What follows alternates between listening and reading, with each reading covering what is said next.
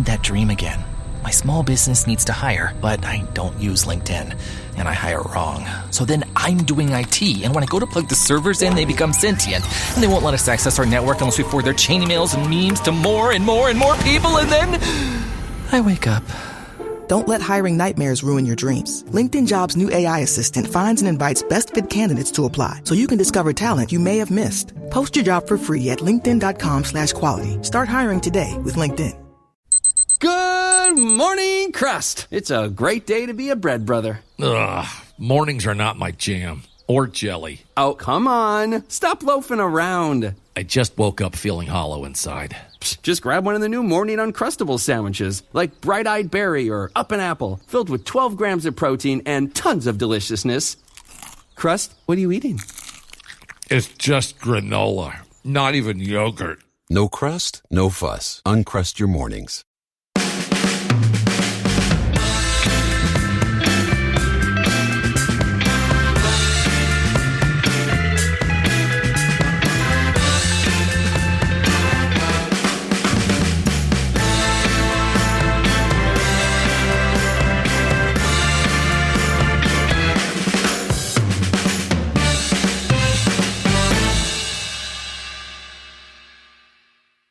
Welcome to No Question About That, a 9th defeat for Ruben Amorim's Manchester United. With Daniel today, how's it going? I'm all right, how are you? Oh yeah, enjoyed that one. No, I didn't. Do you know what, though? It's so ridiculous to say this, but that was one of our better performances under Amorim this season. Played all right and actually created a few chances. Couldn't finish, as usual. Were you surprised? I mean, I guess the story of the match is a rash of injuries in midweek. I don't know what the hell they were doing at Carrington, but Ugarte Mainu, Collier, Yoro and Ericsson and some others were all injured or ill during the week. And we had eight kids on the bench. Didn't use them, but 8 kids on the bench. And I guess that was the frame. Which, I mean, I think that probably tells us what Amorim thinks about those kids, that they're there to fill up seats, not like you're losing 1-0, even though you can make a case and say, well, actually, we looked like we were going to score, so he didn't want to disturb things. He loves a substitution. And he made one with, 5 minutes to go or something? Yeah. So, yeah, these kids, much as we'd like it, to the contrary, either aren't good enough, aren't ready, or both. Yeah. But, and it is so appalling that we're feeling some vaguely positive vibes about losing to a fucking dreadful Spurs team, and they are fucking dreadful. Well, they haven't won at home in 3.5 months. Yeah, until today.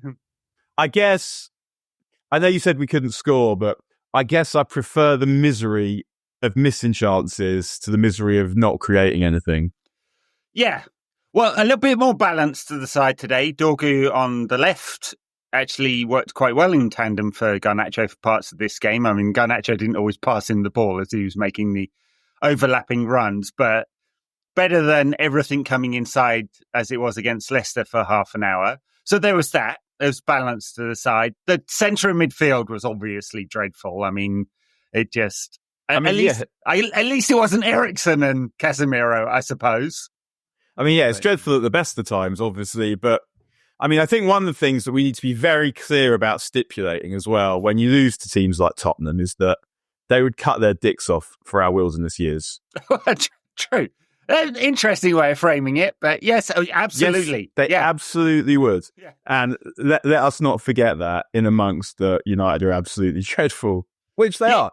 United are dreadful. We've wasted £3 billion on transfers and wages over the last 10 years. And we've got 2 FA Cups, 2 League Cups and the Europa League to savour as a result of that money. But that's 5 more trophies than Spurs have got in that time. So, yeah. 5 more trophies than Spurs have got in the last 40 years. Yeah. 40 years? Probably since if we did have to start in 1981, I think, to get to 4 from Spurs, or 1982. 82, 87... 08, and that League Cup they won. That League Cup they beat Leicester in. So 82. Sorry, I take it back. So, no. Sorry, that's not true. 84, the UEFA Cup of 1884. Oh, so I take it back. Yeah. So not quite that much. 39 years. Well, very good. Yeah, I mean, a massive protest by Spurs fans outside the Tottenham Hotspur Stadium. Still no naming rights sold by Daniel Levy there, but calling for Levy out. I mean, I guess this is about as bad as it gets for Spurs. They're in 14th place or 13th place or something like that. And there's a feeling that Levy, although he's steered this club to, like, apart from this season, traditionally sort of being in and around the top 4, 5, 6, and got this brand new stadium for it, that somehow they're going backwards on the pitch. And for as much as we like Ange, and he's got a great personality, mate, I mean, this team is dreadful, isn't it? I mean, it feels like less than the sum of the parts, Spurs. I know we're talking about them, and United are even dreadfuler, but yeah. There you go. I mean, are we allowed to call him Big Flange? I was wondering about Big that. Big Flange. Yeah, I'm trying to think of what to call all Ruben Amorim's kids, because there's Busby Babes and there's the Fergie Fledglings, and I was like... And Amorim's Arseholes. I was going to go for Amorim's adolescence, but it sounded wrong, that kind of thing you need to check his laptop about. Yeah. Oh, dearie me. Well, I mean, we saw Chido Obi, I should say, Martin's his middle name, for 4 minutes, I think it was. He came in 90, and it was 90 plus 4 when we ended the game. I quite enjoyed, I don't know if you saw his interview beforehand, where he was asked about Ericsson and Yoro, and he said they have Hilmus, and then he always said Ilmus, and then he corrected himself back to no, Hilmus, which I quite enjoyed. But there was some confusion about his pre-match comments, where he sort of ran on the comments about Ahmad and Mainu together. So he said Ahmad's likely out for the rest of the season, hamstring problem. Oh no, ankle ligament damage. And then kind of seemed like he was saying the same thing about Mainu, but it seemed like there was a correction. So it's not clear how long he's out for. Either way, it's not good, is it? You know, our most effective player, most effective forward and midfielder, we're hoping will become a permanent member of that central midfield, out for could be weeks, months, who knows, alongside Martinez. And then we don't know what's happened to Ugarte, right? It didn't sound as serious from the No, Ugarte, I think, got a kick in training. Yeah, I think he'll be okay. I think mainly they think now is going to be 6 weeks. Yeah, it's suboptimal, it's probably fair to say. And I mean, longer term, I worry for Mainu, because the more I watch these teams play, and even before I thought about it, that if you're playing two in the middle, they're going to have to both be humongous athletes, and Mainu isn't that. And if he's not a number 10 either, then where does he go in the system? So you might have around, because he can fill in a number of spaces and do good shit. But as a regular in an Amorim team, I do worry. I do wonder about that. Yeah, I mean, I ended up having that same conversation with Dominic the weekend, I think, or earlier in the week, about Mainu. It's more like the balance of his skills against his shape, isn't it? I mean, he's not an incredible athlete. He doesn't move super quick, and he has of yet not become that sort of linking number 8, where he's doing the business of progressing the ball forward, because Ugarte won't do it.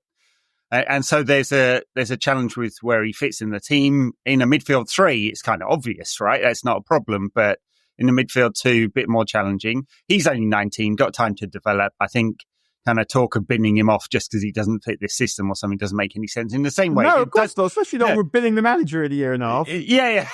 Well, yeah, that's true. I will give him this season as a free hit, and then, next season it'll be interesting, won't it? But anyway, look, much changed sides. There were some good parts to this.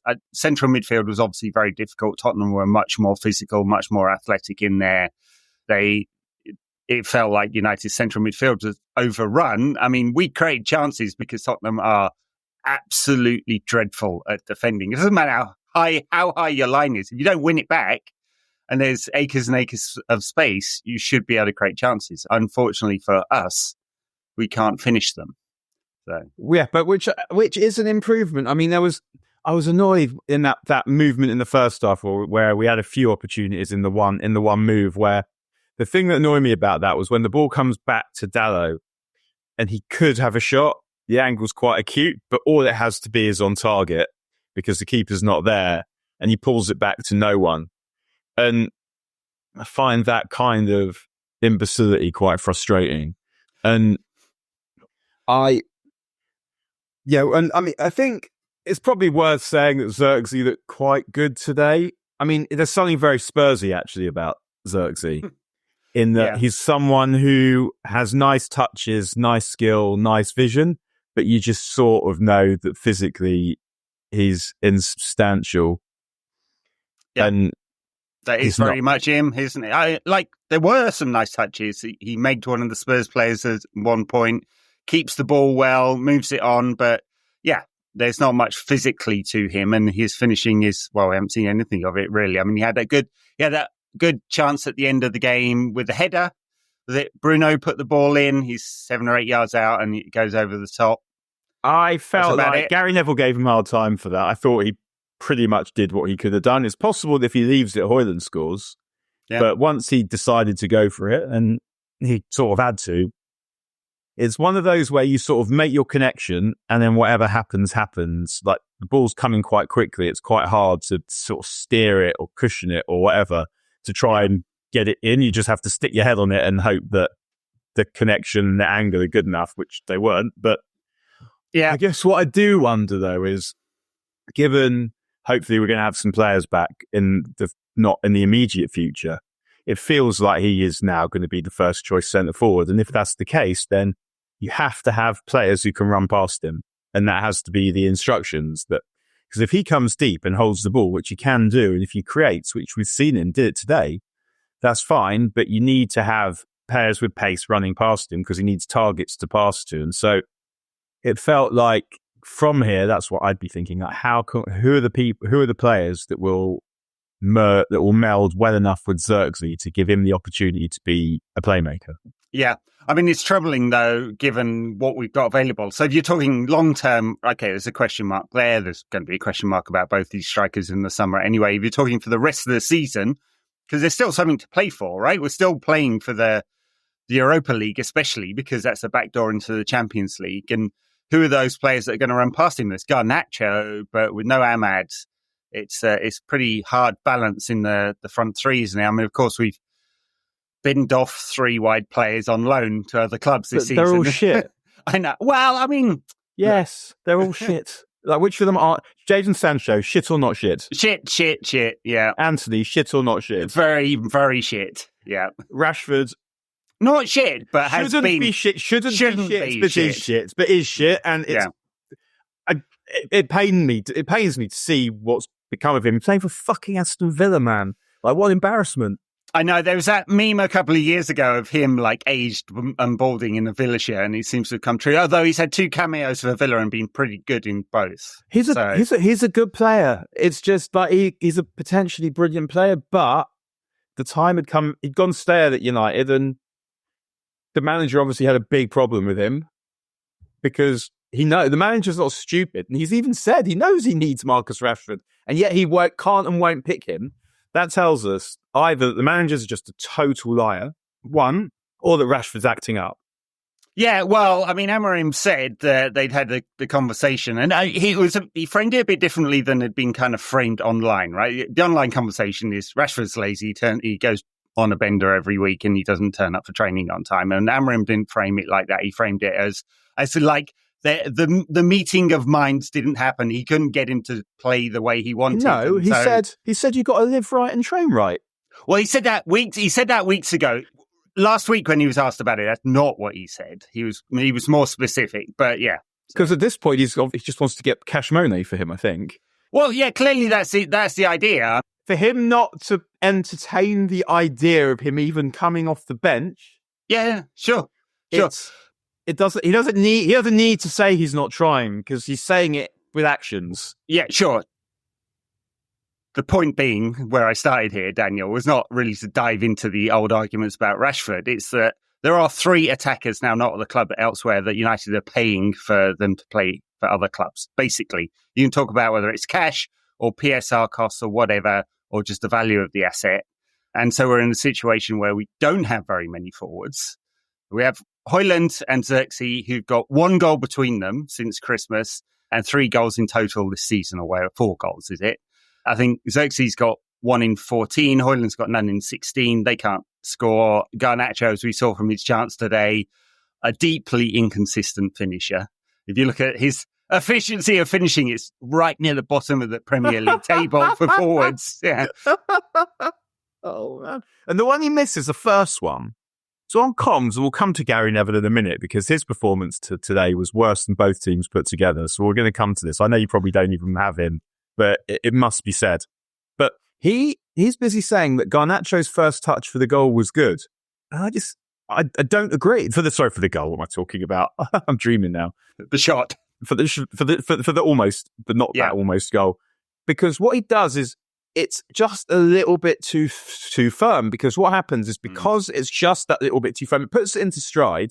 But what it also does is it makes the defender part of the equation. If that first touch is just a little bit more gentle, a little bit defter, the defender can't really even slide in. Or if he can, he's doing it from further away and it's not a distraction. But I think what happens is the touch sort of invites the defender to throw himself in. That then affects the kind of shot that Garnacho is going to take. And then add that to generally someone that, as you say, that isn't a goal scorer, is on a terrible run of not scoring, and you have a finisher like that.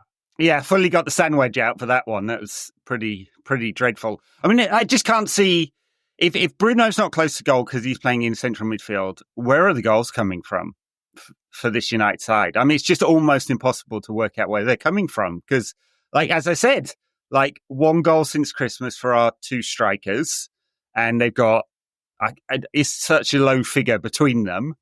£100 million worth of spend, and our second highest away goal scorer this season is.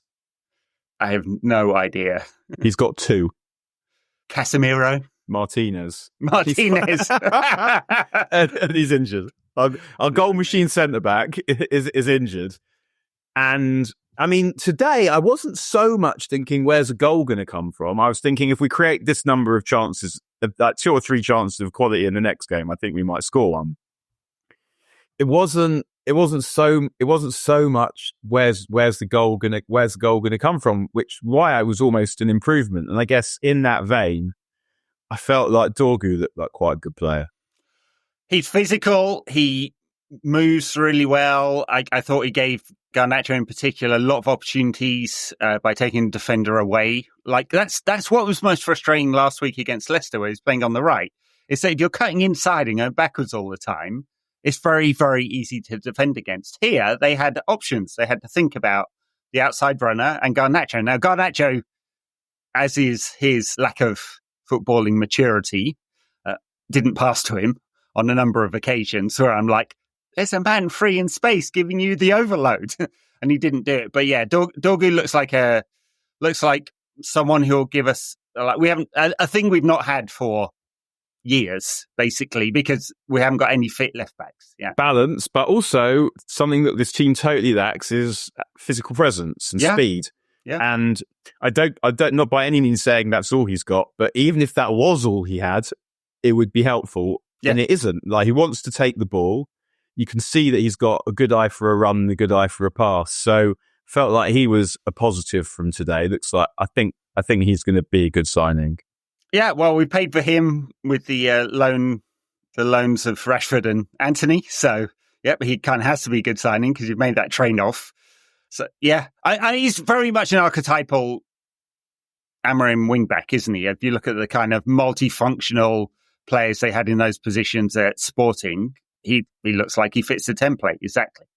Yeah, and we every player that we sign at this point needs to be physically monstrous because other teams have got that almost from 1 to 11. Sure. I mean, the most stark example of this in sort of recent times was the Newcastle game, where we were just nowhere near it physically. And the Arsenal games, I'd say, over the last couple of seasons too, where they're just massive and stronger and faster and killing us at set pieces. Yeah. But Newcastle and Arsenal are probably the 2 most physical teams in the league.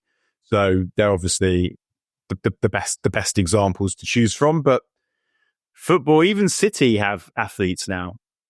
Well, Pep's been moaning about it constantly, so they spent £200 million on athletes in the winter window. Yeah, sure. Yeah. But to go back to Gary Neville, so particularly in the first half, so what's going on is that because Xerxes can't run, United have got Bruno in the middle. So when Spurs have the ball, Bruno is jumping to the right. So he's pretty much playing 2 positions. And Gary Neville's going, this is the structure of this team. It's disgraceful. 9-year-olds wouldn't do this.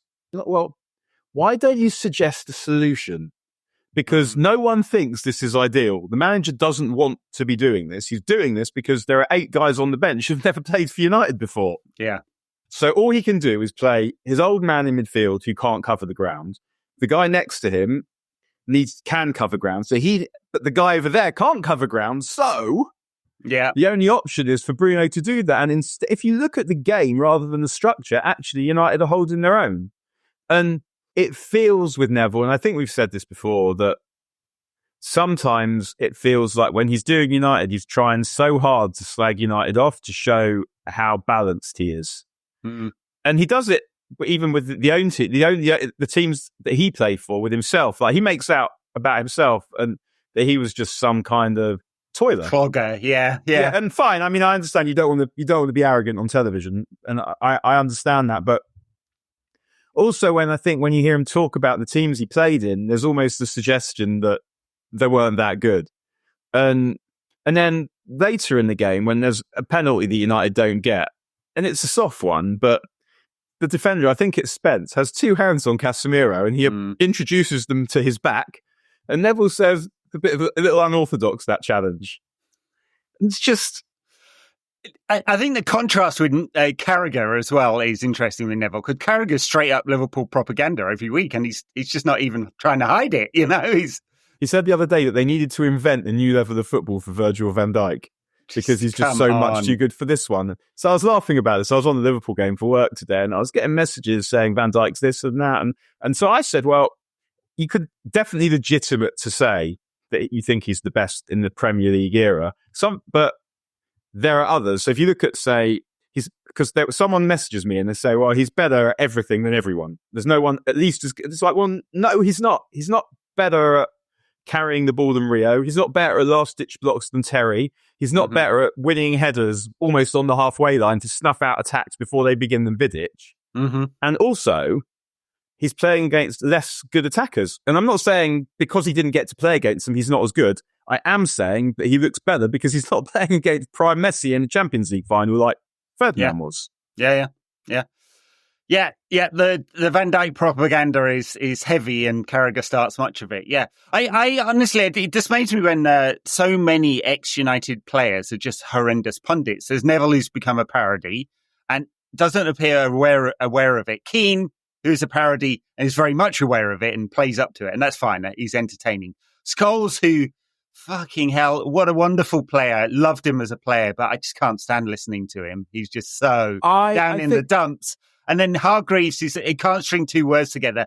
Peter Schmeichel, who's a full-on fucking word salad every time he's on the TV. You're like, I don't even know what you said. If you transcribe it, try it. Like any segment he's on, transcribe it and try and work out what he said. It's impossible. It's so disappointing. Like, there's got to be someone out there, ex-United player, who's good at this.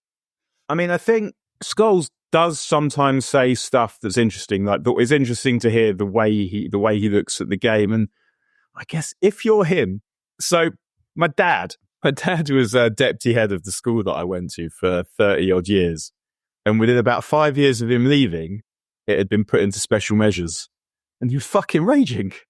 It's like, my life's work. It's that scene where when Sonny Corleone gets shot. Sorry if there's a spoiler there. Look what they did. Look what they did.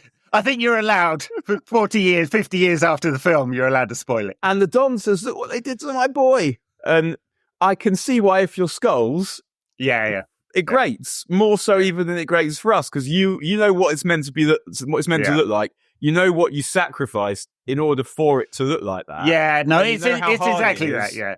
Well, it's a bit like Glenn Hoddle coming into the when he was a manager, and his weakness as a manager was that he thought and knew he was better than all the players he was coaching, and basically told them that, right? Yeah, well, he's proving it in training every morning because he's quite young at this point. Yeah, he was still playing in the mid-90s. Yeah, that's right. He's the manager in 98. Yep. And so Scholes gives off that vibe. They're all shit because they don't match up to the teams I was in. And that's absolutely true. They don't match up to the teams he was in. Like, there's who of this current generation, I know this is a counterfactual that we can't test out, but who of this current generation would make it into the great Fergie teams of 99 or 2008, right? Or like just basically nobody. Bruno, that's it. Right. And so, yeah, he's absolutely right. They are all shit. It's just the constant stream of deeply held, but like fairly superficial negativity. I think he could go, he knows, right? He knows more than he's giving about why it's not very good. And so the kind of he's shit, and he's shit doesn't add up to much. But for example, the thing that I always find telling is he likes Christian Eriksen. He's a footballer. Yeah. And that's it. It's like, that's what he's looking for. He wants footballers. Yeah. And players that see the game and that are intelligent and that can move the game and control the game. That's what he's looking for. And the only player we have who really does that is Eriksen. Scholes likes him, but obviously you can't have Eriksen in the midfield. He's got no legs, yeah. And it also has Bruno in it. And so, yeah, I don't find Scholes completely tedious when I listen to him. And actually, I'm the same with Rio, who is like not someone with whom I would necessarily want to hang. But he does this interview with Eddie Yoro that I recommend, actually. It's like some of it will obviously it's on YouTube. Some of it is a long interview. Some of it will make you want to put your foot through the screen, obviously. But he does ask him about Sulemana. He sort of hints at it for a bit, where he's almost waiting for Yoro to say, and Sulemana, and Yoro doesn't say it, so he asks them. And other people aren't doing that. And what also you can see he's trying to do is he's really trying to say to Yoro, listen, this is how I did it. So he's sort of phrasing his methodology as questions. So do you do this? And because he's trying to say to the guy, this is what you have to do to be good. And one thing I thought was quite interesting that he says that he realized that if he's constantly getting isolated one-on-one, then that tells him that there's something wrong with the team. So he then thought, well, and this is not when he was United, so he was at West Ham at this point. And he thought, right, I need to tell everyone in front of me where to stand to stop that from happening. And it sounds so simple. And yet people, particularly those that play for United, doesn't feel like they're doing that. Tell the people in front of you where to stand so you don't get shown up. Like, it feels almost that would fit quite well with these guys, the desire to not get shown up. I know Maguire loves a hangdog interview after a defeat, a mea culpa, but and I guess that sort of brings us on to their goal, doesn't it? How much do you blame Onana for that one? Could he have been, he got a hand to it, but he's pushed it straight out in front of him. Could he have pushed it to the side? I'm thinking of Vicario's save from Garnacho late in the game where he pushes it quite far to the side. He also does it again from Kulusevski in the second half. Yeah, and then managed to grab this isn't the first time we've seen this. He doesn't get balls out of danger. And so even if maybe it was impossible for him to get that one out of danger, and I don't think it was, but if it was, we are sort of entitled to say, well, we don't think it was, because there have been others where that was obviously the case. And the fact that they allowed that dickhead Maddison to score against us is just, I hate Maddison. There's something about the way he struts around like he's Zico. And even when he scores that goal, he's shushing people and going like this. Yeah. It's like, excuse me, you've won nothing. You've done nothing. And you just scored the tap in from 3 yards against an absolutely disgusting team. And you're shushing people.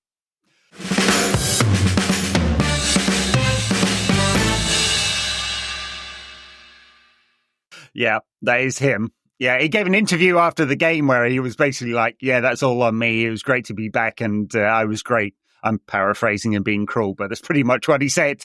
I know that at Leicester, the dressing room were not fans of his sense of self. Yeah. Yeah, and also the hair as well, man. And just like the terrible tats. Yeah, I don't like James Maddison. Even though I think he's a decent player. Sure. But yeah, he goes about like he's Zico, like I said, like he's proper serious, like prompting, intelligent. Look at me. No, mate, that's not what this is. You're Spursy. Spurs are rooted, passing through James Maddison. It's a perfect combination, a perfect marriage of insubstantialness, insubstantivity. Talking of which, Matisse Tell joined Spurs and not United during the window. Spurs paid a €10 million loan fee and 55 million as an obligation to buy. So they've shelled out a lot for the guy. Thoughts on him today? Didn't do a lot, did he? It was not impressive, was it? So no, it was not impressive. He's someone that you kind of thought if we could get him, we probably should, because if it's a free hit at seeing whether he's good or not. But that wasn't impressive. No, it's the massive loan fee with the massive obligation, which is an issue there. You're basically paying over 60 million euros for a player who looked brilliant when he was 16 and has not necessarily progressed since then. Where do we go from here? The words are coming out all weird. Where are you now? And I need you. Yeah, where do we go from here? I'll auto-tune that and add a beat to it. I mean, I can't. It's really hard to see a way forward for this team right now, especially since we can't score goals and our best goal-scoring threat is injured for the season. But we had carried some hope, which was the Europa League. That's a backdoor. It's a backdoor to £100 million, basically, which seems even further away. I mean, we're still odds-on favourite to win somehow. It is still doable. We can't be the best team in that competition. No, but in a cup competition, it's doable. Yeah, I guess. Yeah. I don't, but I think you're right. It is hard to see that, like Bilbao, say, like a well-drilled team with technical players, won't take the piss out of us at some point. Yeah, Lazio were great in the group stage. It's not been so impressive in Serie A this season. Unless Dorgu is really good, but it's hard to see that we can be good enough at the back. You can't. If we were solid, then we could maybe win some games 1-0 or something and draw some games. But we're crap in all areas. The goalkeeper's shit. The defense is not good. The midfield's rubbish, and the attack is rubbish. And even though there are some good individuals in all of that, it's at this point it feels hard to see how we could do that. Next weekend is Everton. I mean, before we go, a quick preview of that. David Moyes has gone back to Everton and they've got some good results. And they're ahead of us in the table. Despite the fact that about 10 minutes ago they fired a manager because they were scared they were going to get relegated. I know. Just unbelievable. His old team, Moyes' old team, West Ham, who also fired their manager recently. If they win next weekend, they could well be above us. Their defeat this weekend saved us from dropping to 16th place. Deary me. I mean, we are, look, I don't think we need to talk about relegation because there is a 12-point gap and there are most definitely 3 teams that are worse than United. So that's not a problem. It's just almost... It wouldn't be shocking if we finish 4th bottom. I mean, it could well, Wolves are there as well, although they are playing pretty well at the moment. They've got someone who scores goals. Yeah. But they've got brilliant goal for Cunha today, yeah. I'm sold on him now. See, when he went from Atletico there, I just thought he was like a completely inefficient forward who basically produced nothing ever, right? And he has transformed this season because he definitely had a season or so at Wolves where that was also true. But the goals are coming now for him. And in one of those slightly deeper roles, he's pretty effective, isn't he? Yeah, I mean, they're pretty unlucky to lose today, Wolves, because it was a soft as fuck penalty. It was definite. I mean, it was a definite penalty. It's just one of those situations where as soon as the ball goes there, you know exactly what's going to happen. The keeper's committed. He's just going to tap it to one side, and then there's going to be a collision. There's going to be a goal, a penalty and a goal. I mean, it's one of those ones where the 80% chance of scoring from a penalty seems quite unfair. I mean, it's even worse ones than that, but yeah. Yeah, and I mean, they always got another one where Jota somehow doesn't get booked for diving when he dives to get a penalty. Yeah. But I guess in terms of Liverpool, seeing as we've raised them, they have, before today, they'd lost or drawn 3 of 5, and they weren't good today. Their next games are something like Villa, City, and Newcastle. Yeah. If they drop points in even one of them and Arsenal win 3, then it starts to feel like title's back on, yeah. But Arsenal don't look like a team that's going to win enough games to win the title. And if Liverpool have their blip now, part of me is kind of concerned. I'd prefer that if they had it a bit later because I think they're going to win the league anyway. I don't want them back to form when Champions League gets going properly again. Deary me, that's a horrendous conversation, isn't it? Like, is that a worse conversation than United in a relegation battle? Well, that's it. Like every season begins and around this point, we start reasoning with ourselves about damage limitation. What are we prepared to accept out of this disgrace? The state of being a United fan, dearie me. And yet, fans of almost every club in the world would cut their dicks off for our last decade. That's your new phrase, isn't it? Dan Harris catchphrase. Cut their dicks off for up there.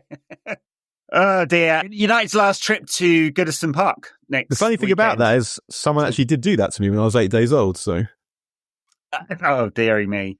That's a very specific joke. So maybe I'm projecting backwards. Maybe that's what this is. I need to go and speak to a therapist. Can you do it again? You can't do it twice, can you? Like Faustian bargain. Can we have our trophies back, please? A proper old ground, Goodison Park, and they're replacing it for something.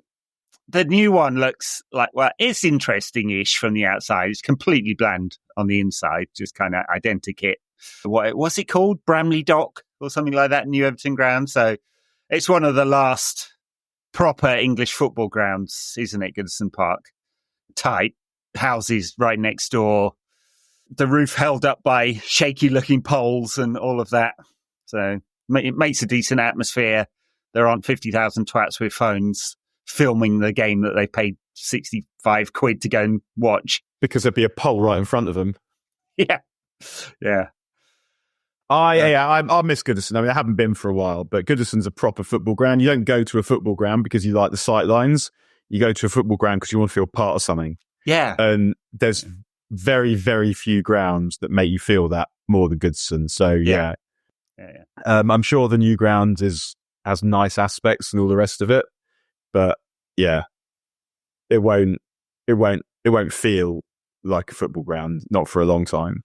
And they've obviously got to do it. What can you like? They don't have options. They have to. If they want to move forward, yeah. I mean, given that broadcasting is tapped out, I mean, it doesn't really come into Everton's calculation. But if you look at revenue streams for most clubs, it's commercial broadcasting, match day, and the transfer market. And Everton can't really play with the broadcasting one until they get into European places, and so the thing they can dial up and down is match day, and they'll be in much better position with the new ground. But yeah, I mean, it is a significant loss, I would say. On the pitch, they basically, I mean, they've sort of had a turnaround. Like they're not winning every game, but Moyes has gone there and there. They look perfectly safe now. Yeah, I mean, it's funny, actually, because one of my favourite trips to Goodison Park was when we lost, was when Moyes' last game was at Goodison, and I liked it because it was so shit that you knew that was it. And the Everton fans were singing, stuck with Moyes, Man United. Oh, dear. And now look, yeah, they're back adoring him. And that is, I guess, one of the funny, hypocritical beauties of football. Yeah. That things change just according to things that are outside of your control. And yeah, Everton, I mean, they'll be solid. They'll examine us in the end. They're playing with confidence and the crowd will be behind them. I guess, I don't know. Hopefully, I mean, I say hopefully, even though I don't think he's very good, but hopefully Garte will be back. Presumably Euro will be back. And we haven't quite mentioned the ball watching of United's centre backs for the Tottenham goal. I thought part of it, me was thinking it's a bit harsh in that the ball comes back from the keeper. Of course, if you're a striker, you'd set off on your run. But if you're a defender, you can't quite do that. You're not facing the right way. And I'm not certain that De Ligt could have done the thing. Didn't move. He didn't. Yeah, but right. But he did. It doesn't look good. It doesn't look good when you're quite leaden-footed in the first place. That you don't move. It doesn't look good. No. But it felt like I'm not sure that there was anything that could have been done to prevent that. I mean, it is a classic of the genre of static United defenders not reacting to situations. And unfortunately, we've got a couple of those who will be gracing us with their presence for the next 3 or 4 months. All right, I think we'll leave it there. I know you've got to run. So another defeat for United. 15th place in the table. I didn't think I'd live to see that again, honestly. I mean, I'm obviously old enough that I was around when United were absolutely dreadful in the 80s. So, I mean, they've been even dreadfuler than that in years past, but I'm too young for that. But I thought the size of United and the money we've got, it would not be possible for us to sink this far. I thought it'd not be possible when Fergie retired for us to sink out of the top four. You've got to keep pushing boundaries. That's what this club's all about. That's it, yeah. We keep reinventing new ways to stab ourselves in the dick, Daniel. All right. Thank you very much, listeners. If you catch our series, The Lost Tapes, and while I'm at it, commiserations to Patrick Barkley's family. He passed away last week. I obviously heard from Wayne about it before it was public. And, well, if you want to catch his last piece of work, there's The Lost Tapes, which was a wonderful project to be involved with in. Rest in peace, Patrick Barkley. Thank you very much, Daniel. Bye now.